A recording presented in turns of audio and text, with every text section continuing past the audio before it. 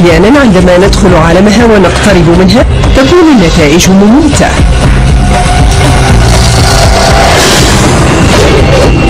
والآن سنتعرف وجها لوجه على الحيوانات القاتلة في الصحراء والمروج.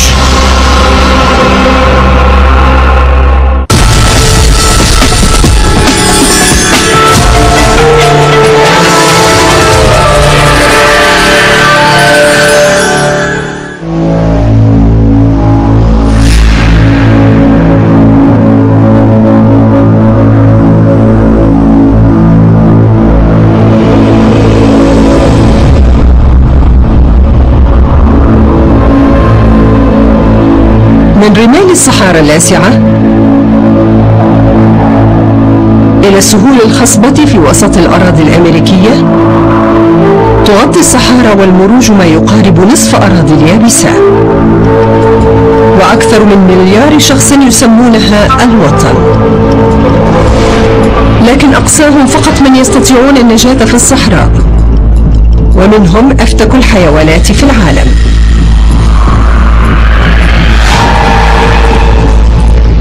بالنسبة لثلاثة مخلوقات سامة تعيش هنا، فإن القتل يعني إتقان فن الكمائن.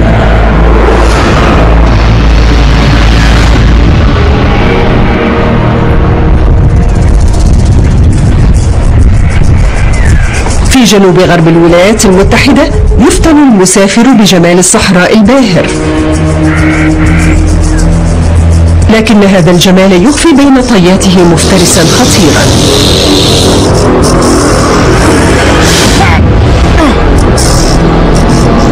الأفعى المجلجلة الرملية. تعيش هذه الأفعى الرملية في الصحراء الجنوبية الغربية من سولران في المكسيك صعودا إلى صحراء موهافي في كاليفورنيا. إنها أسرع أفعى مجلجلة في العالم. تسبب البيئة الصحراوية مشكلتين للثعابين، وهما الاحتكاك والحرارة الشديدة. ولدى الأفعى الرملية حل بسيط لهاتين المشكلتين، طريقة فريدة في التنقل. أثناء تموجها ترفع الأفعى لفائفها، فيلمس جزءان فقط الأرض اللاسعة في الوقت نفسه. هذه الأفعى مناسبة تماما لحياة الصحراء، ولا تحتاج إلى أي مصدر مياه، بل تحتاج إلى فريسة فحسب. تجد بقعة مظللة للكمين وتستقر فيها.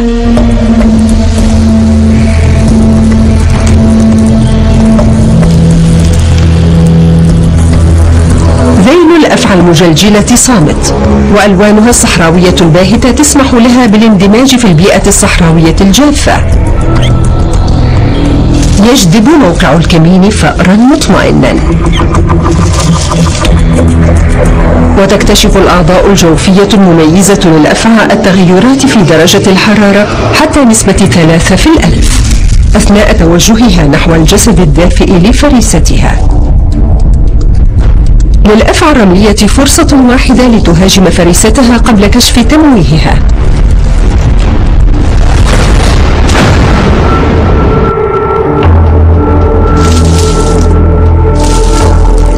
وتحقن أنيابها الحادة السم الضار بالدم، والذي يعمل على تكسير خلايا الدم ويحول دون تخثره، ويبدأ السم بهضم الفريسة من الداخل. ومن ثم تغرس الأفعى السامة أنيابها في جسد الفأر.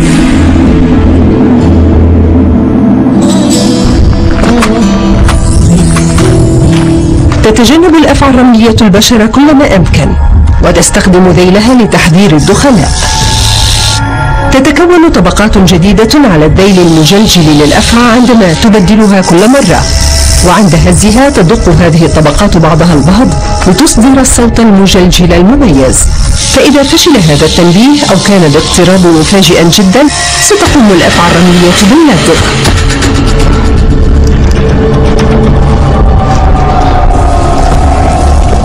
تسبب اللدغة ضربة مؤلمة، لكنها ليست قاضية مع العلاج المناسب، نادرا ما تكون لدغة الأفعى الرملية قاتلة، لكن لدى أحد سكان الصحراء الإفريقية واحد من أكثر السموم المميتة التي عرفها البشر.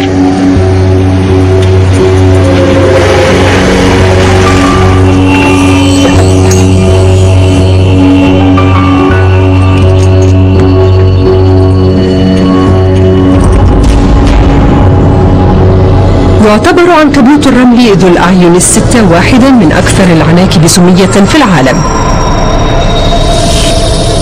من السهل عدم ملاحظته، فبالكاد يبلغ حجمه حجم الظفر،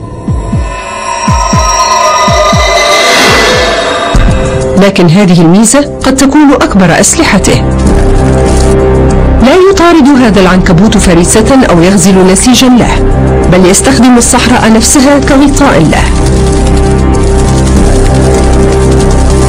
شعيراته المجهرية التي تغطي ظهره تلتصق بالرمال لتضمن بقاء العنكبوت مموها.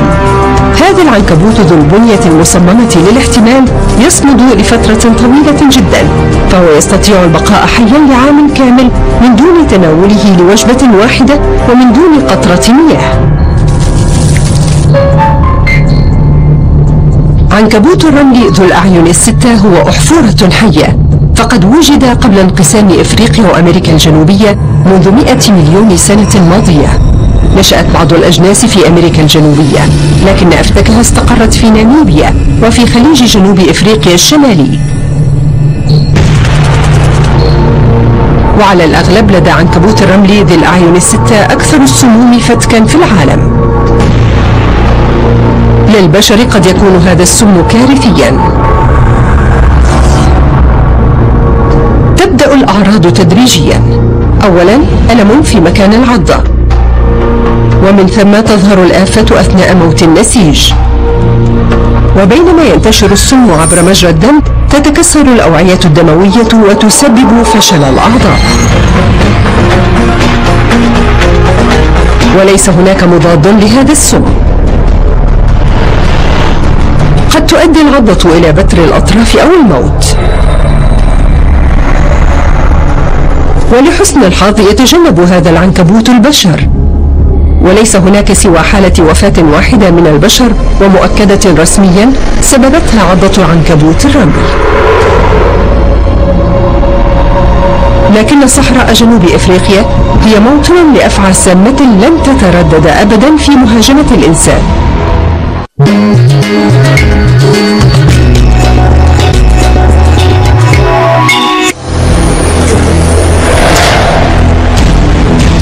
تنمو ليصبح طولها مترين تقريبا، وهي متسلقة بارعة، وتندمج بسهولة في الصخور الصحراوية لتكمن لفرائسها. وعند مواجهتها تواجهك هذه الأفعى بلا تراجع. إنها أفعى الكوبرا المخططة الغربية الباسقة. عندما تشعر بالتهديد تنبسط عضلات عنق مختصة، والتي تكون عادة مستديرة مشكلة غطاء رأس يجعلها تبدو أكبر. وإن لم يجدي ذلك نفعا تطلق العنان لوسيلتها الدفاعية الرئيسية وهي البصاق. الثقوب المتجهة نحو الأمام لأنياب الكوبرا الباسقة تعطيها دقة ومدى، ويمكنها بخ رذاذ قليل أو كمية كبيرة من السم المسبب للعمى لمسافة 2.5 متر. تعيش الكوبرا المخططة الغربية الباسقة في الصحراء الشمالية والوسطى من ناميبيا، وتظهر بألوان عدة وفقا للطبيعة من حولها، لكن شكلها الأكثر تميزا يعطيها اسما آخر: الأفعى المخططة.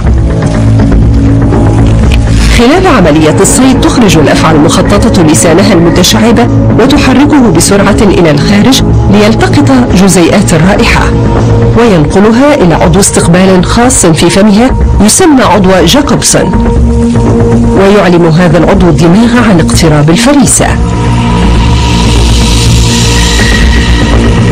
ولا يجدي تمويه الحرباء مع المفترسات التي تعتمد تقريبا بالكامل على حاسة الشم.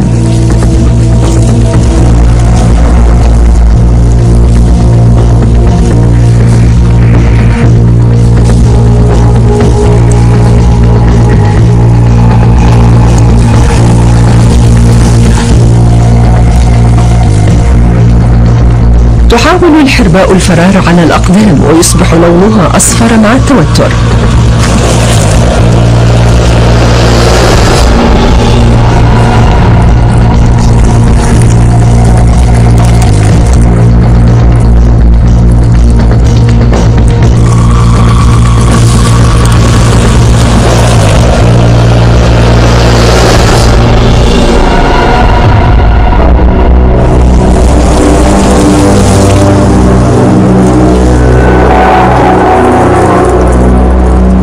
وعندما لا تجد مفرا تستنشق جرعة من الهواء لتبدو بأكبر حجم ممكن،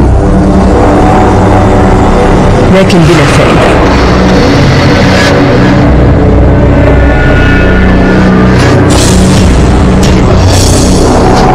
تقوم الحرباء بمحاولة أخيرة للتخلص من قاتلها، لكن الأفعى المخططة لا تقاتلها، وإنما تترك المهمة لسمها القوي الضار بالخلايا. بينما ينتشر السم تموت خلايا الجلد واحدة تلو الأخرى، وتغير الحرباء لونها لمرة أخيرة.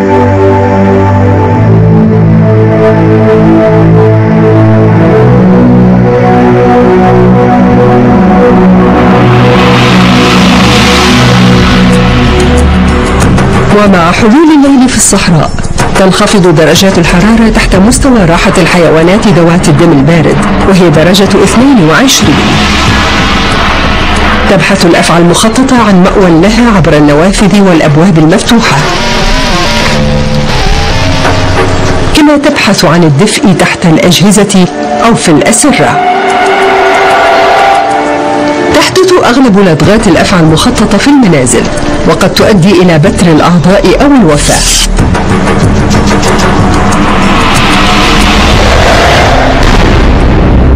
هذه الأفعى المخيفة استحقت سمعتها بجدارة.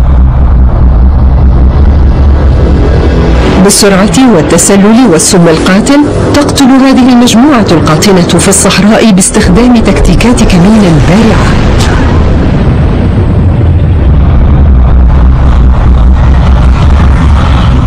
تعد السهول الإفريقية موطنا لبعض أكثر الهجرات العظمى إثارة للإعجاب في العالم.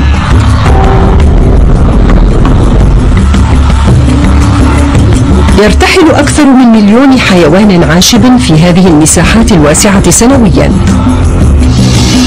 3 من أكثر حيوانات إفريقيا المفترسة تعيش على هذه الولائم المتحركة الضخمة، وذلك من خلال العمل في مجموعات وبشكل جماعي. وأحيانا قد يوسع صياد مفترس قائمة طعامه لتشمل البشر.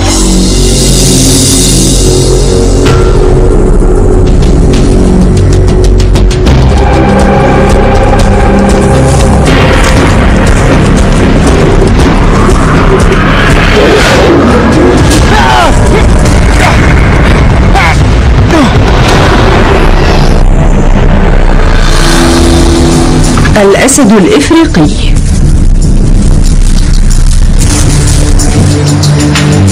إنه أكبر حيوان آكل للحوم في إفريقيا، ويزيد طوله عن المتر ويزيد وزنه عن 260 كيلوغراما.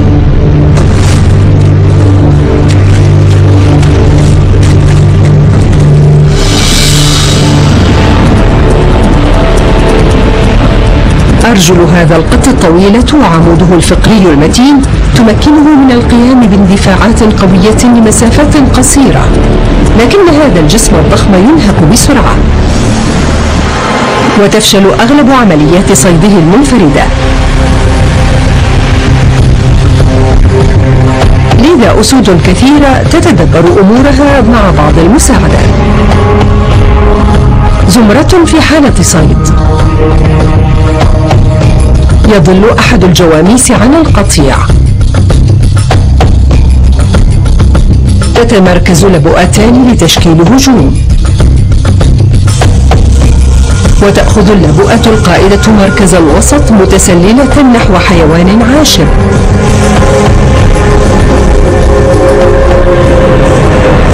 ومعا تشنان هجوما منسقا.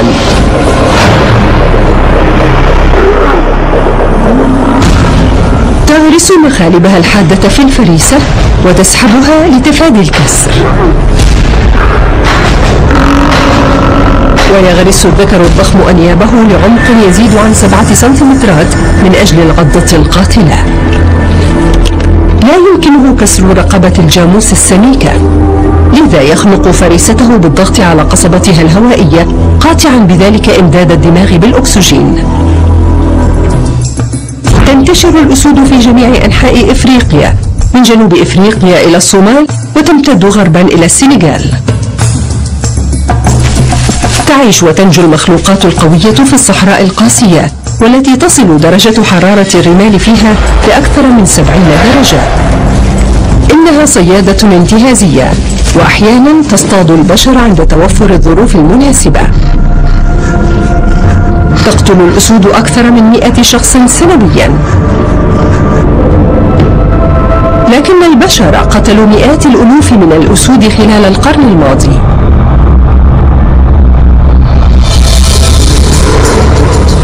تعد سهول إفريقيا موطنا لقط كبير آخر يعمل بشكل جماعي، لكن يستخدم هذا النوع تقنية أخرى: السرعة الفائقة. الفهد إنه أسرع حيوان على الأرض، وتبلغ سرعته 114 كيلومترا في الساعة.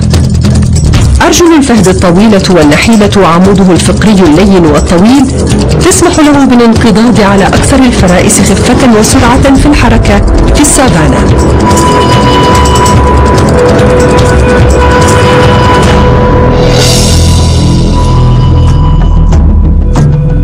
يجول الفهد بصورة أساسية في مروج إفريقيا، من جنوب إفريقيا إلى الجزائر، ويوجد في إيران بأعداد قليلة.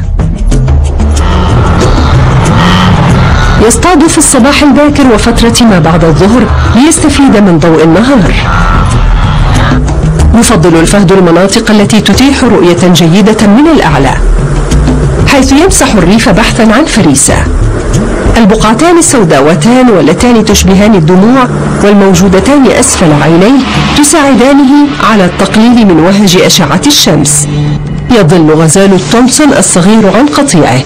هذه هي اللحظة التي كان ينتظرها الفهد، لكن لا يمكن للفهد مطاردته من هذه المسافة، فيلاحقه حتى مسافة 45 مترا. التسارع هو الحل. ينطلق الفهد ليصل إلى سرعة 64 كيلومترا في الساعة خلال ثانيتين فقط، ويزيد منخره كبير الحجم كمية الهواء المستنشق، في حين يساعده جسده الانسيابي على السحب. يستخدم الغزال خفة حركته للهروب، لكن ذيل الفهد الطويل يحافظ على توازنه عند الانعطافات الشديدة، ومع ذلك فإن أغلب مطارداته تفشل.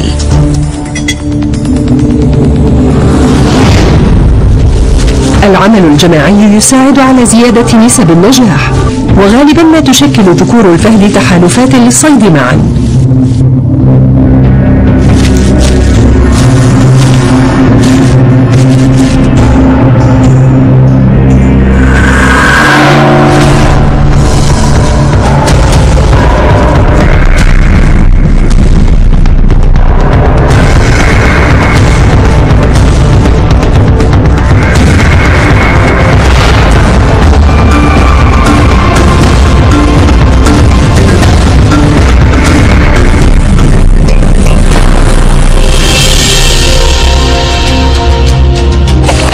وعليها الأكل بسرعة، فأجسادها الصغيرة ليست قوية بما يكفي لجر وإخفاء وجبتها، كما أن قوتها لا تقارن بقوة السنوريات المجاورة كالأسود أو النمور. وغالبا ما يفقد الفهد وجبته التي حصل عليها بصعوبة لحيوان مفترس آخر يتمتع بالقوة والثبات. ويكشف العلماء أسرارا جديدة عن هيكل هذا الحيوان، والذي أعطاه ميزة فريدة من نوعها. يبعث صوته قشعريرة في نفوسنا، ويسبب فكاه القويان الموت لفريسته بما في ذلك الأسود. إنه أكثر حيوان مفترس شيوعا في إفريقيا، الضبع المرقط.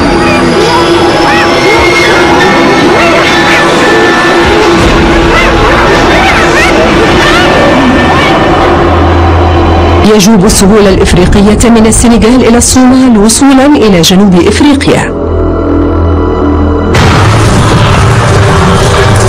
يشتهر الضبع بأنه آكل للجيف وبقايا الحيوانات، لكنه أيضا صياد بارع. تقريبا كل ما يعيش في مداه يعتبر طريدة: الجاموس والنو والطيور والسحالي وحتى الحشرات. لديه أقوى فكوك الثدييات، وعندما يطبق فكيه فإن السوائل الهضمية عالية الحمضية تعمل على الاستفادة من جميع أجزاء جسد الفريسة، وعادة تهضم جثة كاملة في غضون 24 ساعة. مع حواس شم وسمع وبصر حادة وقوية، يتمكن من تعقب أثر فريسته على بعد عدة كيلومترات، وعندما تبدأ الضباع المطاردة فلا تتوقف، ويمكنها الحفاظ على سرعة 60 كيلومترا في الساعة، بما يقارب 3 كيلومترات. لكن الآن فقط بدأ العلماء بفهم أعظم أسلحة الضباع، إنه الدماغ المعقد. للضباع المرقطة قشرة دماغ أمامية معقدة. هذه المنطقة من الدماغ لدى الإنسان تتعامل مع حل المشاكل والتفاعلات الاجتماعية، وقد تؤدي وظيفة مماثلة للضباع.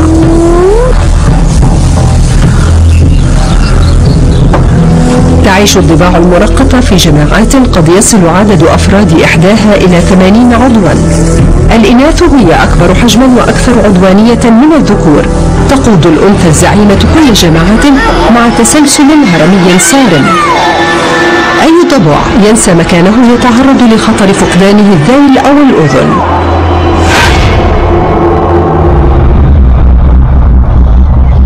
لكن عادة تعمل الضباع على تسوية المنازعات بطرق سلمية، وتستخدم هيكلها الاجتماعي لمنافع أفضل، وهي القتل.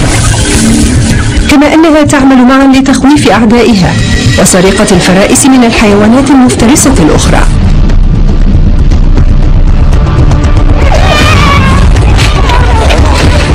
حتى ومع كشفنا لأسرارها، فإن هذا الصياد الغامض يبعث الرعب في قلوبنا مع نسيم الليل.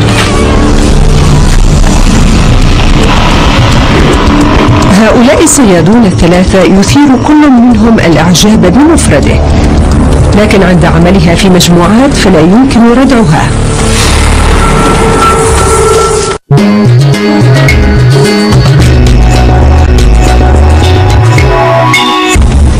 في سباق التسلح بين الفريسة والمفترس، هذا يعني الحصول على ميزة بأي طريقة ممكنة. تميز 3 من صيادي المروج والصحراء من خلال براعتهم في استخدام فنون المكر والخداع. يستمتع 2 من المتجولين بالمشي لمسافات طويلة في المناطق الأسترالية النائية.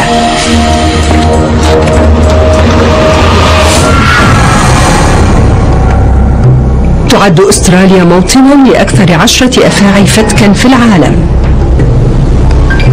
لكن واحدة منها مخيفة بما يكفي لتسمى باسم أفعى الموت.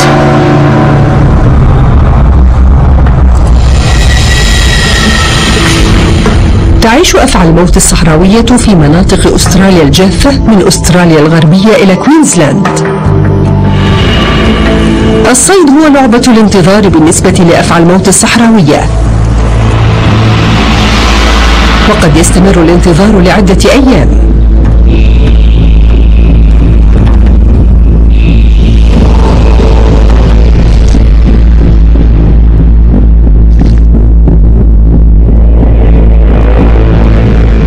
لكن هذه الأفعى لا تضيع وقتا في الكمائن. تستخدم حيلة ماكرة لجلب الفريسة ضمن مسافة تتيح لها مهاجمتها. تكشف الأفعى طرف ذيلها الرفيع وتهزه، مقلدة بذلك دودة أو يرقانة الفراشة.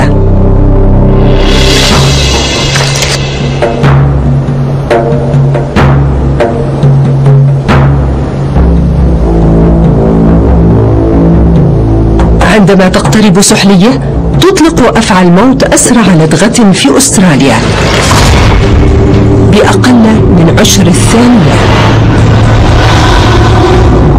سم قوي يهاجم الأعصاب ويعيق النبضات العصبية إلى العضلات، مسببا شلل الفريسة. عندما يقترب إنسان من هذه الأفعى فإنها لا تهرب أو تصدر تنبيها، وإنما تسطح جسدها وتختفي في الرمال. وإذا اقترب منها الإنسان لن تتردد في لدغه.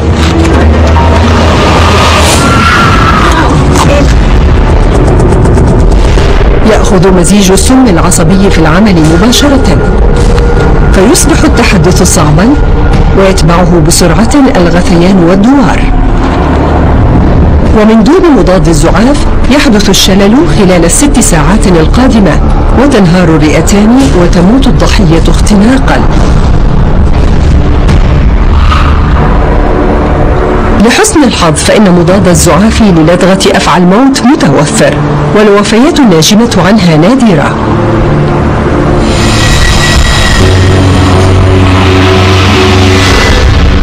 في صحاري ومروج أمريكا الشمالية يجلب صياد آخر الموت في حزمة صغيرة ملونة. بالكاد يبلغ طوله نصف متر، وهو ليس مهيبا كبعض الأفاعي.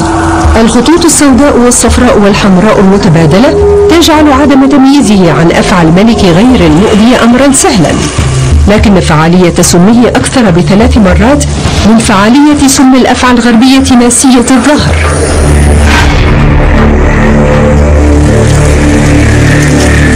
إنها أفعى المرجان الغربية، الأفعى الوحيدة في أمريكا الشمالية قريبة الكوبرا.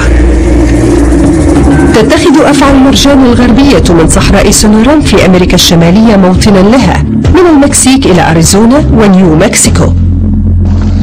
تتغذى بشكل حصري تقريبا على الأفاعي العمياء، لكنها تتناول أحيانا السحالي والثعابين الصغيرة الأخرى.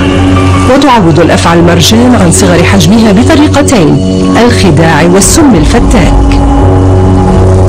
عندما تتعرض للخطر تدفن نفسها تحت الأرض وتشكل دائرة مع ذيلها وتبعث صوت فرقعة، وهذا يبعد الأنظار عن أداتها الثانية وهي الأنياب الحادة الشبيهة بالإبر. إذا قام إنسان أو حيوان آخر أحمق بما فيه الكفاية للاقتراب من ذيل أفعى المرجان فستقوم بمهاجمته. لدغة من نابيها الرفيعين واللذين يبلغ طولهما 8 ملم مؤلمة كوخزة خفيفة. تحقن أفعى المرجان جرعة تعادل فقط جزءا من الألف بملعقة صغيرة من السم الضار بالأعصاب، وهذا هو ما يتطلبه الأمر للقتل، ويستغرق مفعول السم بعض الوقت. قد لا تظهر الأعراض حتى 8 إلى 24 ساعة، وأول الأعراض هو التحدث بطريقة غير مفهومة، ومن ثم رؤية مزدوجة أو غير واضحة وصعوبة في البلع. ومن دون مضاد الزعاف قد تتطور الأعراض بسرعة مسببة شلل العضلات وقصور الجهاز التنفسي وفشلا في عمل القلب. لكن أنجح مخادع يجوب مساحات العالم الواسع ليس الأفعى،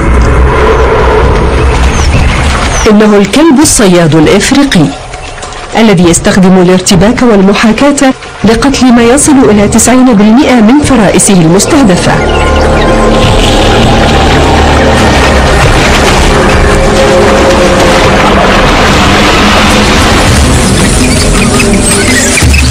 يسمى بعدة أسماء: الذئب الملون، وكلب الخليج الإفريقي الصياد، والكلب المرقط، ويسميه المزارعون بكلب الشيطان.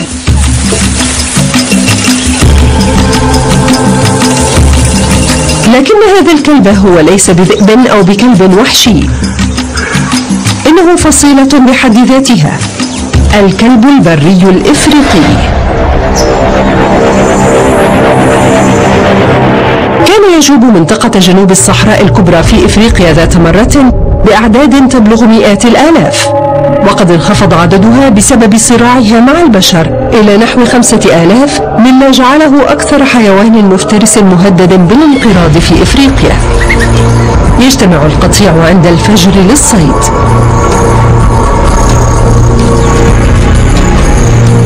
طقوس الترحيب تخلق جوا من الإثارة من خلال الصوت واللمس تماما، كما يتأهب فريق رياضي لمباراة كبيرة، ومن ثم ينقسم القطيع إلى مجموعات صغيرة للبحث عن فريسة. يستخدم هؤلاء الصيادون شكلين رئيسيين من أشكال الخداع، فأشكال فرائها عند تجمعها تجعلها تبدو كحيوان مفترس ضخم يربك الفريسة والمنافس على حد سواء، لكن الخدعة لا تنتهي هنا، فهي تستخدم أيضا أصواتا فريدة لتنسيق عملية الصيد، لكن أصواتها لا تشبه صوت أي كلب آخر على الكوكب. قد لا تميز الفريسة هذه الأصوات عن أصوات سقسقة سرب من الطيور غير المؤذية.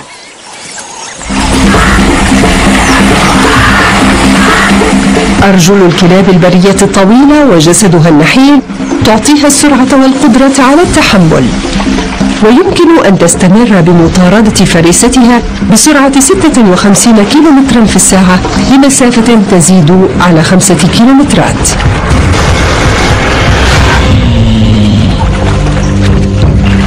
تقوم أسنانها الحادة العمودية بتقطيع اللحم بسهولة، وتستهلك ما يقارب 9 كيلوغرامات من اللحم في جلسة واحدة. لكن حتى في وقت الغداء تواصل الكلاب البرية الإفريقية تعاونها. أصغر الصيادين يأكلون أولا، ومن ثم تجلب الطعام إلى الجراء والمرضى والجرحى.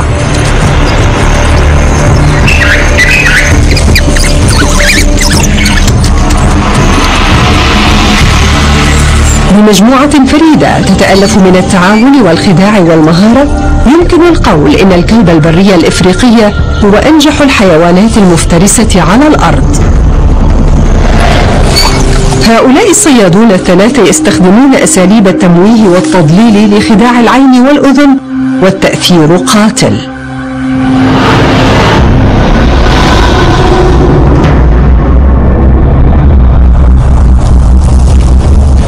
تقتل الحيوانات المفترسة في مساحات العالم الشاسعة باستخدام السم والتعاون والسرعة والخداع.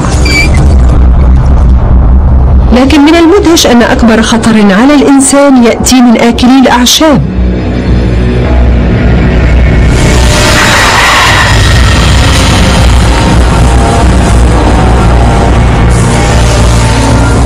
تستمتع مجموعة صغيرة برحلة سفاري مشيا على الأقدام في البرية الإفريقية. يتعثرون بشكل خطير بالقرب من عملاق يثور بسرعة، وحيد القرن الأسود. يقضي وحيد القرن الأسود أغلب يومه نائما في الظل. إذا شعر بالانزعاج أو التهديد فسيهاجم مباشرة. أعتقد أن علينا التحرك.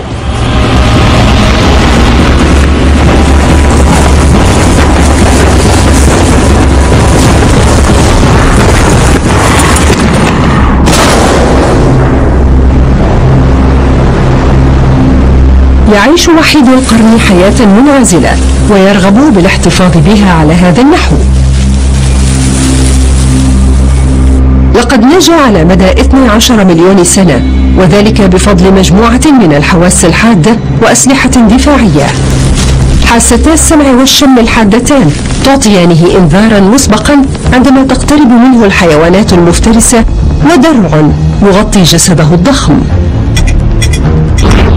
يبلغ سمك جلد وحيد القرن 5 سنتيمترات، متركزا على طول الكتف والظهر والخواصر.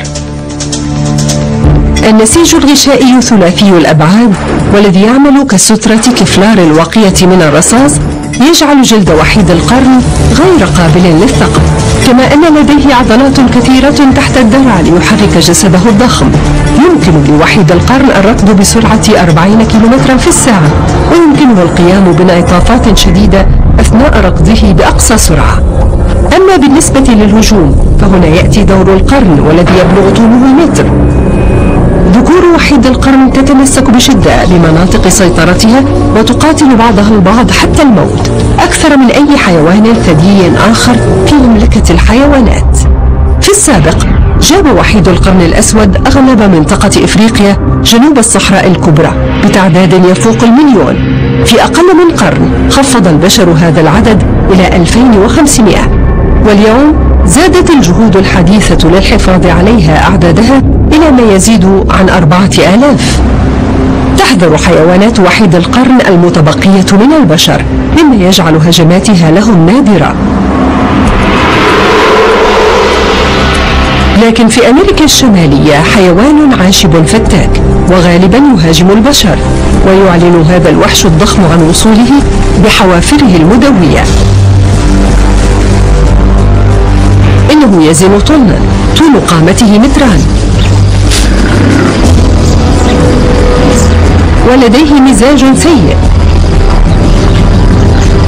إنه أكبر حيوان أرضي في الأمريكيتين، ثور البايسون. إن أخطأت واستفززته قد يصبح الخطأ مميتا.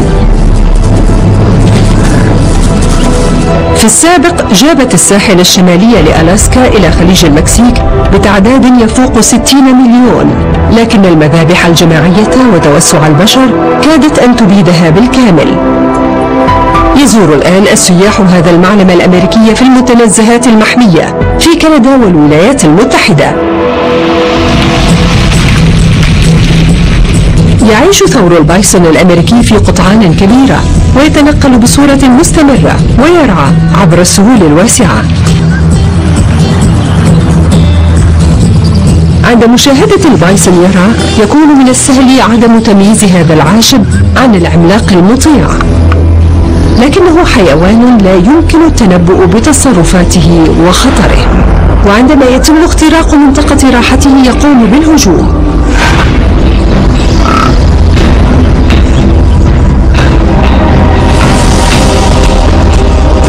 يهاجم ثور البايسون البشر أكثر ب3 مرات من الدب الأشهب.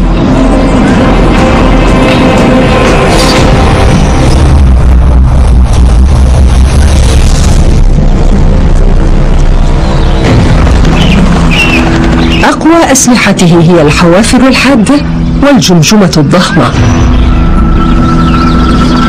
يقوي البايسون مهارات نطحة رأسه من خلال ممارسته الاصطدام المتكررة دائما.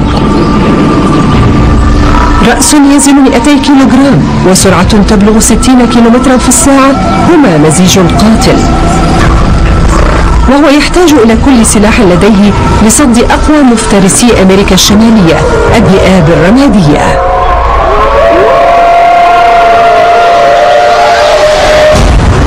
قطيع من الذئاب يستخدم أعداده لتفرقة البايسون الأم هذه عن صغارها.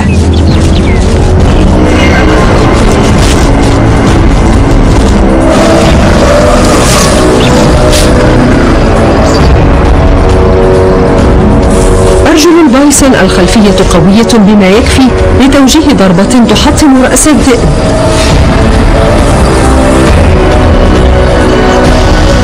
وعندما يكون سلاحه غير كاف أمام قطيع الذئاب يأتي بقية القطيع لنجدته.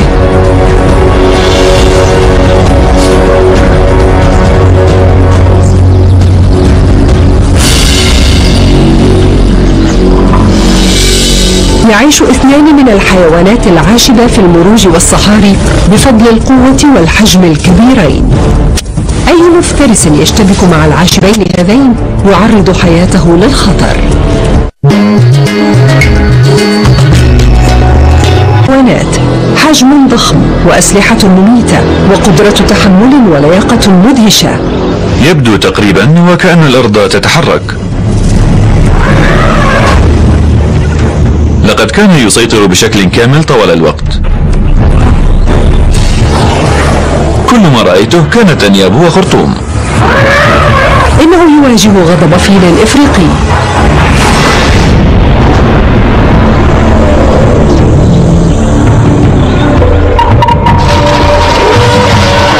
إنه أكبر حيوان يسير على الأرض. بعضها يبلغ ارتفاعه 4 أمتار ويزن ما يزيد على 6000 كيلوغرام. لديه القدرة على اقتلاع الأشجار، ومسلح بأنياب يبلغ طولها 2.5 متر. لكن قد يكون أكبر سلاح للفيل من أجل البقاء على قيد الحياة هو طلاقة قدرته على التأقلم وسعة حيلته. يستطيع هذا العملاق العيش في بيئات متعددة: الغابات الرطبة والمروج الواسعة ورمال الصحراء من السنغال إلى إثيوبيا وصولا إلى جنوب إفريقيا. إنه مجهز بعدة أمور تساعده على البقاء على قيد الحياة في جميع هذه البيئات. آذانه الكبيرة تعطيانه حاسة سمع ممتازة وتبرد من حرارة جسده وتشيران إلى هجوم محتمل. أقدامه المبطنة تجعل وقع خطواته الضخمة صامتة، لكنها أيضا تلتقط الموجات الصوتية التي تحذر من خطر محتمل. ويلتقط الخرطوم الرائحة ويسحب المياه ويمسك بالغذاء. قد تقود رحلة بحث العملاق عن المياه والطعام إلى المستوطنات البشرية. تعد الفيلة عامل جذب رئيسي لزوار مخيم جبل إتنديكا في شمال غرب ناميبيا. إنه مشهد مألوف بالنسبة لصاحب المخيم دينيس ليبنبرغ. تأتي الفيلة إلى هنا عند هطول المطار لتحصل على العشب النضر والأوراق الخضراء. في نوفمبر عام 1999 اكتشف ليبنبرغ ومجموعة من أصدقائه فيلا ضخما في المخيم. إنه مشهد ترحيب لزواره. أعجب أصدقاؤه بالوحش، لكن لاحظ ليبنبرغ شيئا غريبا في حركات الفيل. رأيت أن هذا الفيل منزعج، فقد كان ينتزع العشب ولم يكن يأكل كما تأكل الفيل عادة.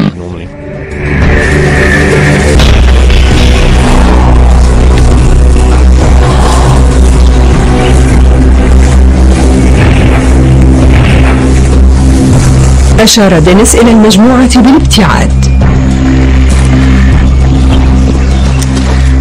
واصلت الجلوس هنا محاولا فقط تشجيعه على الابتعاد، ولكن بعد ذلك توقف فجأة وتحرك نحوي هاجما.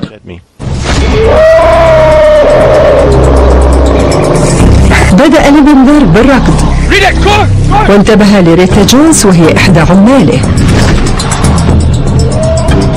أدركت أن الفيل لم يكن يطاردني بل كان يطاردها. حاولت جونز الفرار، لكن خطواتها ليست ندا لخطوات الحيوان الضخم. دفعها الفيل بخرطومه على رقبتها فسقطت، ومن ثم وقف أمامها، واعتقدت أنها سحقت. أنت أيها الفيل؟ حاول ليبنبرغ تشتيت انتباه الفيل،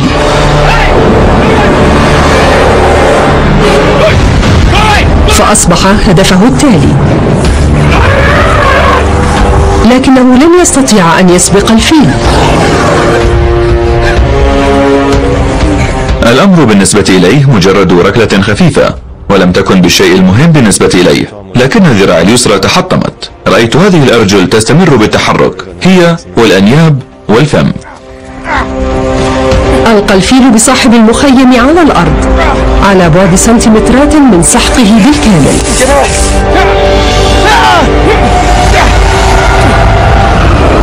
حينئذ حدث أمر لا يصدق. كنت أنظر إليه وصرخ في وجهي صرخة الفيل المدوية، ومن ثم هدر بصوته، ثم استدار ومشى بعيدا. تحطمت ذراع ليبنبرغ وكسر 3 من ضلوعه. أصيبت ريتا جونز بجروح بسيطة جراء سقطتها.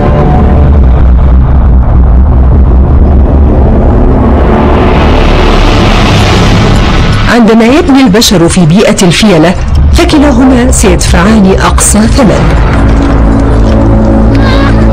تقتل الفيلة ما يقارب 500 شخص سنويا، ويقتل الإنسان ما يزيد عن 20,000 فيل.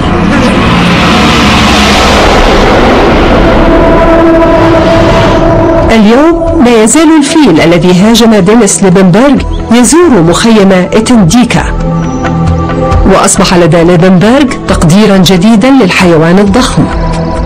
اعتقدت أنني أفهم الفيلة جيدا وأستطيع التعامل مع المواقف التي قد تحدث، لكنه جعلني أفهم قدر نفسي.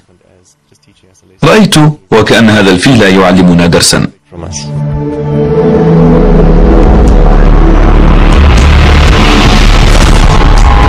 إنها نخبة مختارة من 12 حيوانا تجعلك تتأمل عظمة الخالق،